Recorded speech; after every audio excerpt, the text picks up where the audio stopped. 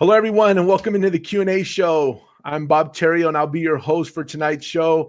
And I'm really excited to introduce my guest to you. But before I do, I just want to remind everybody that I need you guys to like and share this stream, like and share this post. If you're watching right now, hashtag live so that we know that you're on. If you happen to be watching this later on down the road, go ahead and hashtag replay so that we know that you saw it. I have a really exciting guest tonight. He's from El Paso. But again, before I bring him on, I want you guys to like and share. If you guys like country music, if you guys are into this country music scene, this is going to be the perfect show for you tonight. Today's show is brought to you by Innovair Air Conditioning. It is getting hot, you guys. So if you need to convert your old swamp cooler to refrigerated air, call Innovair Air Conditioning at 352-3916. You can also visit them online at keepcool915.com. So my next guest, he's based out of Nashville now. He's originally from El Paso, and his music has been featured in the Netflix series The Ranch, and he's currently working on his next album. He's actually in the studio right now. Let me introduce you to El Pasoan Joe Barron. Hey, Joe, what's up, bud? Hey, man, how's it going? Thank you so much for having me. No, it's a pleasure. Thanks for coming on. We get so excited when we see young talent from El Paso. At least I do. When I see local talent just working, hustling, and you're making progress. You are making progress. So we're El Paso proud, really. Thank you. I appreciate it. I've been working very, very hard out here in Nashville. I gig about eight shows a week. So I'm doing two a day sometimes, and just working extremely hard out here. Yeah, I saw. Are you at Jason Aldean's bar? Is that where you're gigging most of the time? Yeah, so I play a circuit down here, and I play Jason Aldean's, Luke Bryan's, and FGL House, which is Florida Georgia Line's bar as well. And they're pretty much the prime bars down here in Nashville, on the Broadway Strip, which is very similar to like a Vegas Strip. Man, there's probably like 40, 50 honky tonks with live music, three levels, in each bar that has a band on each floor, and it's a lot of fun. It's a great time. It's the bachelorette capital of the world now. So yeah, so lots of bachelorette parties down here. So why don't you give everybody who doesn't know about you? I mean, there's going to be a lot of people, mostly El Paso knows about you, but there's a lot of people that watch the show that aren't familiar with you. So can you give them your origin story, where you grew up, all that good stuff? Yeah, definitely. So I am born and raised in El Paso, Texas, and early on I played sports. I was an athlete, and music never really was on my mind up until after college. My grandfather always had a guitar in the house, and he had a band when he was growing up, and he still plays guitar. But I never learned how to play guitar until I was about 19 years old. I had a little stint at riding bulls for fun. I was never any good at it, but I got stepped on, and I got hurt, and I tore my knee. And while I was recovering from that, I couldn't really do much because I was on crutches. So I was like, man, I'm gonna really try and learn how to play this, the guitar. So I picked it up, started learning how to play, and I went to like a few open mics around town, started learning how to play, cover songs, and then eventually I guess I kind of got hooked on it, performing in front of people, and I started playing in the bars around El Paso, Texas, and mostly for free. I mean, or a bar tab, or some food, whatever it was. But I did that for several years until I finally started creating somewhat of a following, and was able to get paid for it. And then I started writing songs, and it was rough, obviously, trying to make music or trying to make a living from playing music. So I actually kind of took a pause from that, and I went out to the oil fields in Odessa, Texas. Mm-hmm. And I got a job working the oil rigs down there, and the hardest work I've ever been a part of, in my life. It was 12 and a half hour shifts, 14 days straight. and then you'd get a week off to go home, whatever, come back 14 days straight, 12-hour shifts. So I did that for like 2 years. And then I finally realized, like, man, I don't want to put my dreams on hold anymore. I need to get back to music. If I'm going to do music, I need to put 100% into it. And so I went back home, got my band back together, started playing shows. And then I picked up basically and moved to Nashville. As cliche as it sounds, I had like $300 in my pocket, moved out here, got a job at a golf course, and kind of started trying to figure out how to get in the bars. And slept on some couches, slept in my truck for a while, and here we are. 3 years later, and I've got one of the prime gigs here in Nashville at Jason Aldean's, Luke Bryan's, and FGL House, and I'm obviously doing a lot of writing. And like you mentioned, I had 5 songs bought by the show The Ranch on Netflix this past year. So everything seems to kind of be heading in the right direction, and just continuing to work hard. So how did you figure it out, Joe, to get into those bars? I mean, was it just a lot of knocking on doors? Was it somebody saw you? What was your like first break that you saw that you So couldn't do? when I moved to Nashville, I didn't know anybody. I didn't know not one person. So I started hanging out at the bars, and then kind of like, I'd walk up to these guys and be like, "Hey, I sing. Is there any way I can jump up and play a song?" So I'd get up there. I'd actually have to pay $40 to get up on stage and perform a song, whether it's acoustic or jump in and play with the band and sing a song, because everybody pretty much plays off tips down here. So I started making some friends, and basically just kind of figured out who the booking guy was at Tootsie's. Tootsie's is like the famous honky tonk in Nashville on Broadway. So I got in and I started bugging and calling. I had to call the booking guy every morning at 5:30 in the morning, because that's when he started. He books the bands for the show, or for the bars at Tootsie's, Rippy's, Honky Tonk Central. There's like 4 or 5 that he does the booking for. So eventually, I got into that circuit, but it was rough, man. It's a very hard circuit to get into and to kind of last in, Mhm. and I got a lot of cancellations, or he wouldn't answer, or it was just really hard to get in on that circuit. So then I Mhm. quit. I quit that circuit, and I met, or I went to an audition for John Rich's bar from Big and Rich. The song "Save a Horse, Ride a Cowboy." He Mhm. wrote that song. He had an audition, and I went in and auditioned for his bar, which was opening last spring, and I ended up getting the audition, and kind of ended up becoming a premier band for them for about a year.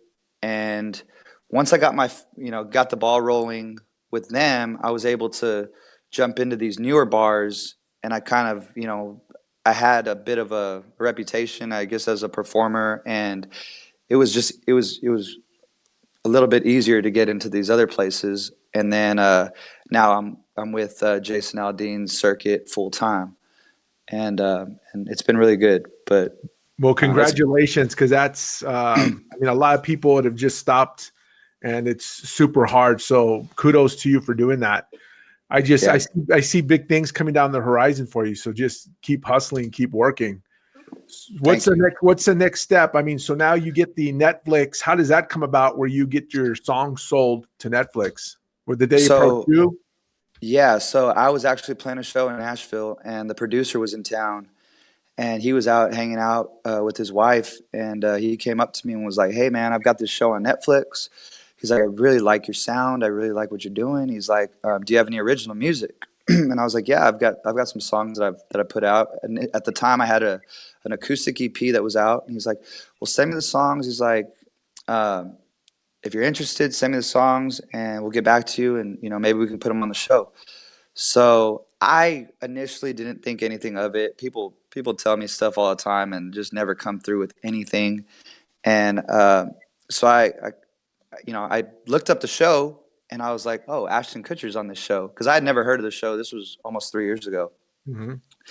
and then I checked out the show, watched it, and thought it was pretty funny. And and I sent him my music. And 6 or 7 months later, I got an email back saying, "Hey, we liked your songs. We're gonna." The first song that they bought was a song called "Strangers with Memories," which at the time was the acoustic song, and we're actually in the studio right now, cutting the full length or the full production version of it. I actually just got finished singing vocals for that, and anyway, that was the first song they bought, and then almost at least once a month, he'll send me a text saying, "Hey man, you writing anything? Got anything new?" And I just send him songs every time I write something new, and so now it'll be five total in the next month for the next season. They just bought two more. So that's awesome. So let me ask you, so do they pay you one-time fee and you give them the rights to it, or do you get residuals off that? How does that work? Yeah, it's a one-time lump sum payment that I get. Usually it takes, so like next season it airs, I think next month. So like I'll get a check in the mail like in 3 months, and it's good enough money to put a smile on my face and keep me rolling and keep me motivated. You know what I mean? Yeah, It's great. I'm very blessed to have that. that is Um, awesome. That is awesome. yeah. So And let's see. So what's in the works right now as far as you're going to keep playing the circuits, and are you trying to get signed by a like a major record label? How does that yeah, work? yeah. I mean, I, I think eventually that's the goal. Right now, I'm obviously doing it all independently, but I've got a meeting tomorrow, and I had a meeting last week with a couple different people that I'm trying to get signed to, and I'm hoping to get at least a publishing deal by the end of the year, or if not, an artist development deal. And basically, a publishing deal is, you're basically paid in advance to write songs for a company, and in hopes that one gets cut or by a major artist, or a development deal where they basically help you get to that next point. So those are definitely my goals in the next year or so. And Well, that would be it a good gig. seems, That would be a really good gig because I see a lot of a lot of the country singers are the big stars. Most of them don't write their own music. They depend on yeah, people like you to give them songs, and they're searching for songs all of the time. right. So you were saying that you're gonna, if you can get this publishing deal, you would just work. You would go to a studio and just constantly produce music and turn it into a company. It's kind of the way that works is basically there's like usually 2 to 3 writes a day where you go in and sit with people and at your company, or it doesn't matter, but you're writing songs 3 times a day, turning in songs. You have like a quota that you got to make for the year, and I'm already doing a lot of co-writes and stuff. And most recently, I wrote a song with the guy that wrote "Somewhere on a Beach," Dave Kunzio, and that was pretty cool moment for me. And but anyway, yeah, it's just you're paid to write every day, and that's my dream job, is to wake up, go to work, and be able to write songs and get paid for it. Like a 9 to 5 writing songs. That's my dream for sure. That'd be Of cool. of course, I love performing and I love entertaining, and that's my zone. That's where I'm my happiest. But if I could write songs for a living, and that's definitely something I want to do. So I know you've opened up for a couple of big stars, right? So can you tell Yeah, people who yeah. you opened up for? I've opened up for, man, Tyler Farr, Thompson Square, um, Kenny Rogers. That was a big one. Um, a few different Texas country That's a real artists. big one. Real big one. Kenny Yeah, Rogers, that's a legend.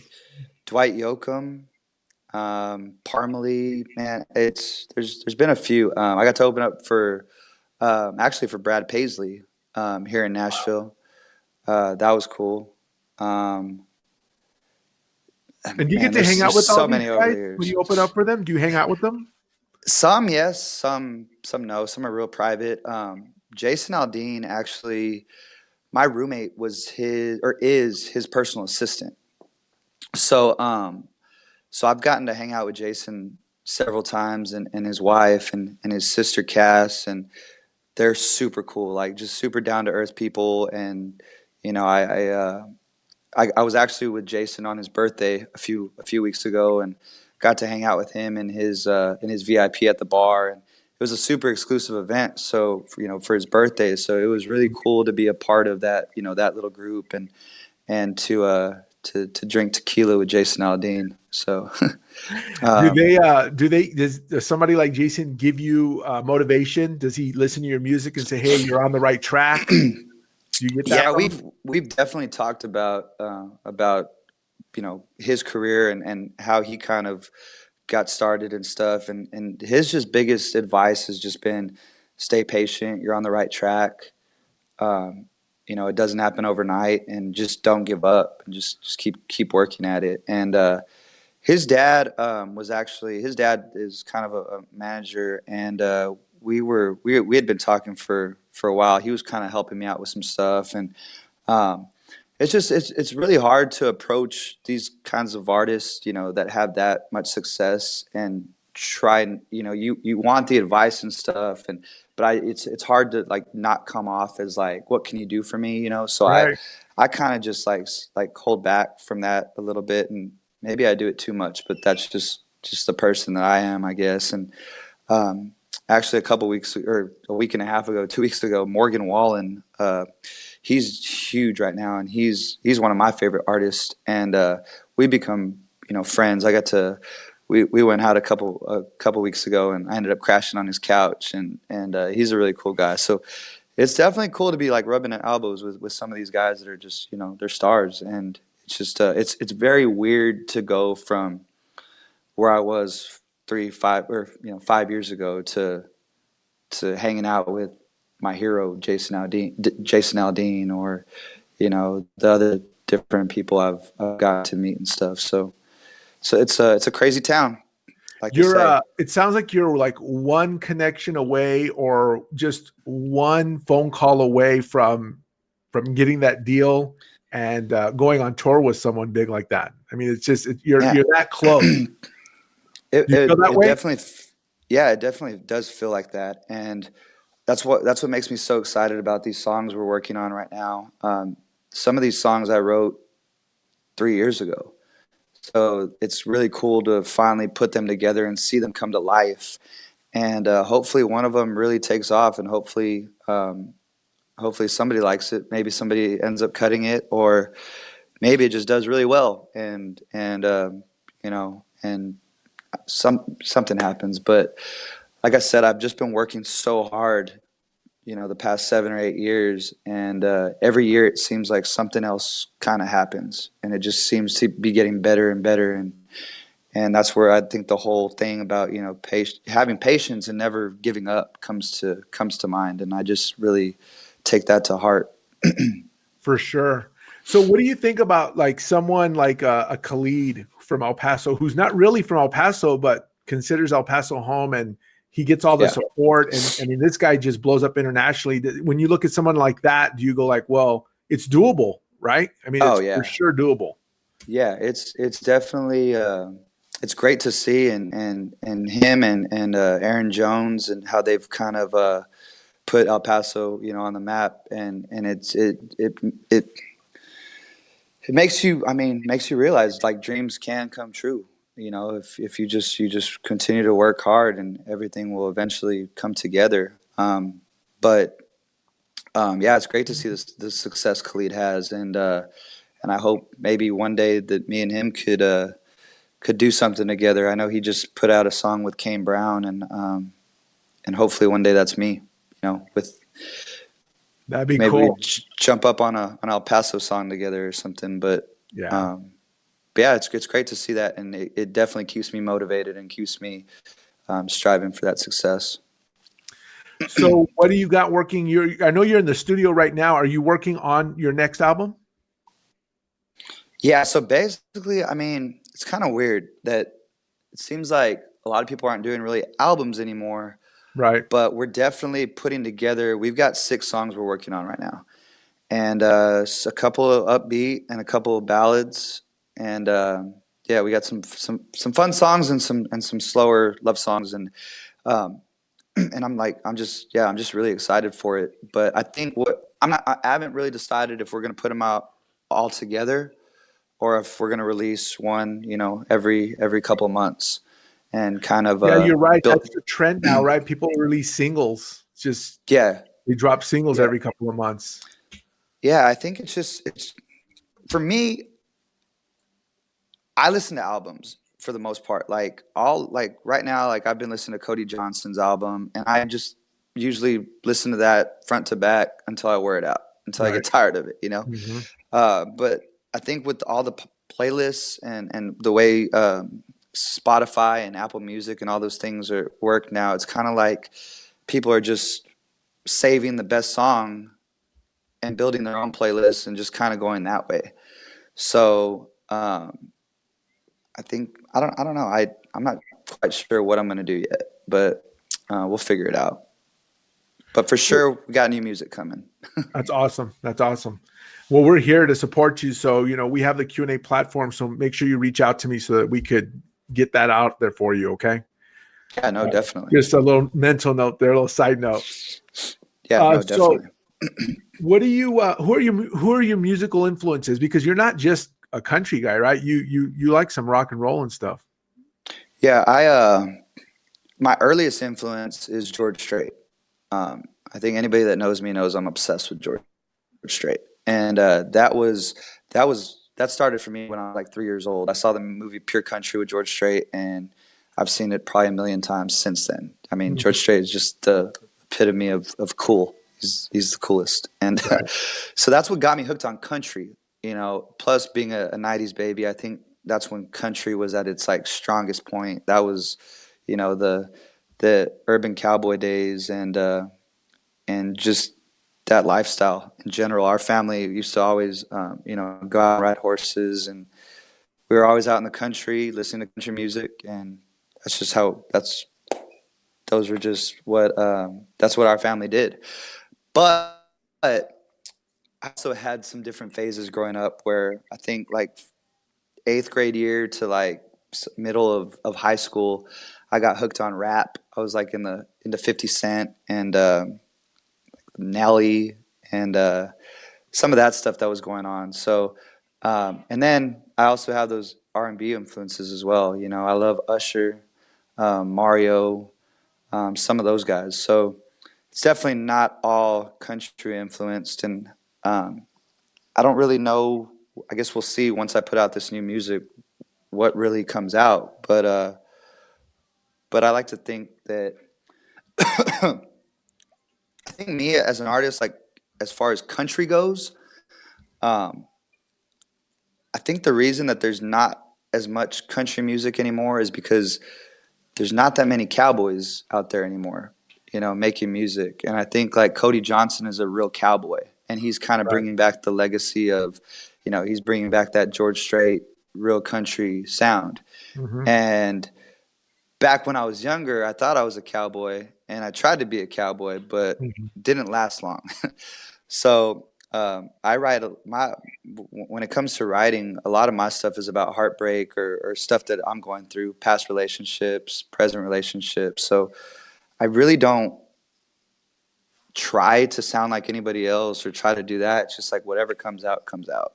I just try to sing it from the heart, and all the lyrics that I write are based off real experiences. So um, yeah, I listen to country every day on the way to the office, and it just sounds, a lot of it's very poppy. It sounds yeah, like pop music. You can't really tell, like you say, there's a big difference between George Strait and you know yeah, uh, just the current artist. But there's some good stuff yeah. out there. It's just it's real poppy. That's yeah, that's what I'm saying. I think especially here in Nashville, there's not any real cowboys here. Like, I mean, there's a few that are coming down from Texas, but so I think that's kind of why cowboy music, country music is kind of. It's not that it's going away because it's all over. I mean, there's a hundred, hundreds of Texas artists out there that are doing some really cool stuff in the Texas country red dirt scene. But I think, yeah, Nashville is definitely, it's more moving on to, it's more of the pop country, or more just really just pop. It's like R&B with country lyrics. It seems to be. So what do But you, Joe, what do you think about these shows, these like American Idol shows and these The Voice shows? I see a lot of pop country guys coming out of there now. Do you see that? yeah, I know, I think Morgan Wallen was on The Voice, and he's one of my favorite artists, period. Just a great songwriter. But as far as those shows go, man, I tried to get on The Voice. They actually flew me out to LA. I was there for a few days. I made it like all the way to like the last 100 before you actually go on the show. And I don't know.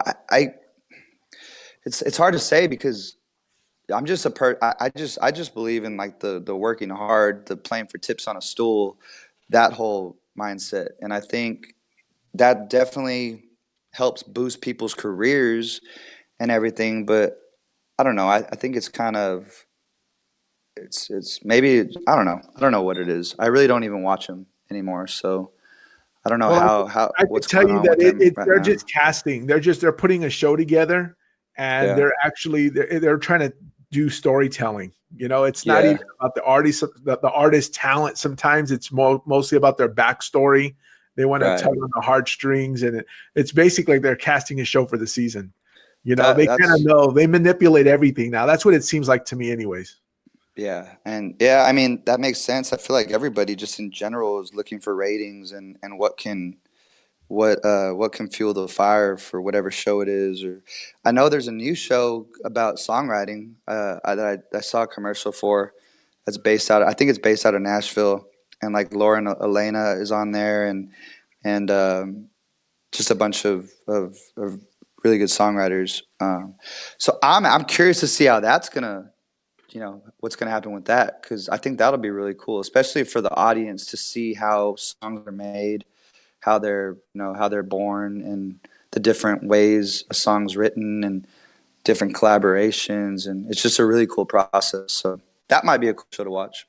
Yeah, I'm curious about that, especially if they're going for pure talent of, like you said, the art of songwriting, which has been lost, it seems like. Right. Yeah, I So, mean, yeah, definitely. Sorry, I was making sure my battery's good. oh, it's okay. You doing okay? I'm at 9%, but I can plug it in if I need to. So let's before that dies, let's get to the point where how can people find your music, Joe? How can they get all, I know that you already mentioned where you are. So if people are traveling in Nashville, you heard all the bars you was at, but how can they go and download or buy your music? So I think the probably the most easiest way is through iTunes. Of course, if you go to Joe Barron, JoeBarron music.com. There's a bunch of different links to my music on there, and I've got some videos and stuff, YouTube videos and stuff like that.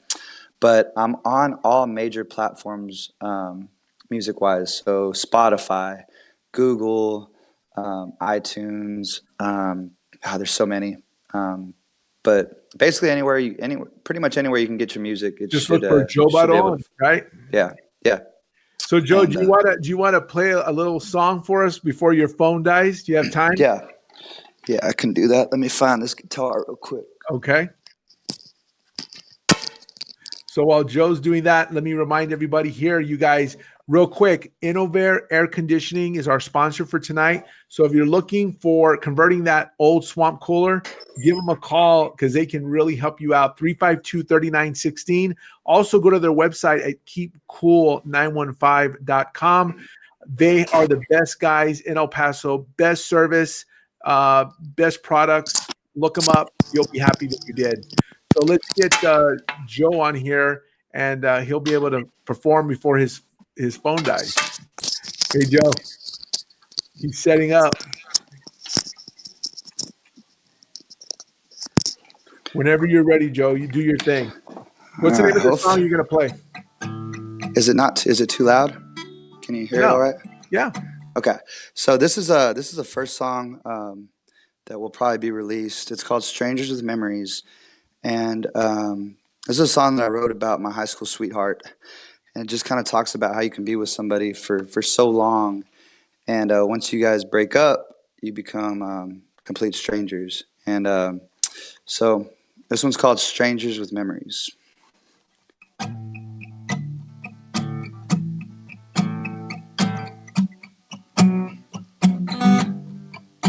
We had a mutual friend on the day we met. Nothing in common, it seemed. Yeah, she didn't like me, and I didn't like her. Somehow we fell for each other. We were young, we were dumb, but when lust turns to love, it all comes undone. We were young, we were dumb, but when enough is enough, man, you gotta break up. We were best friends, turned enemies. Now we're just strangers with memories.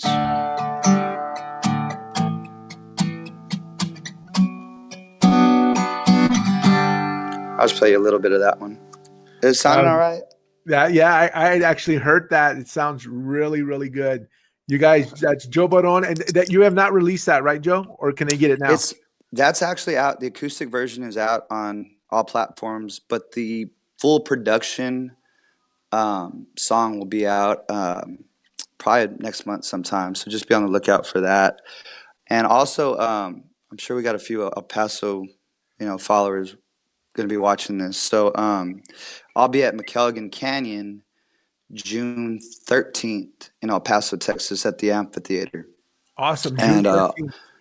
yeah, I'll be bringing my Nashville guys with me, and it's going to be a lot of fun. It'll be, I think, 7 p.m. is the start time for that. Perfect. Well, we'll promote that out, Joe. We'll make sure that I'll give you my phone number. Hang tight, but we'll connect and we'll help promote that out for you. Okay. And I really appreciate you coming on. Best of luck in all your endeavors.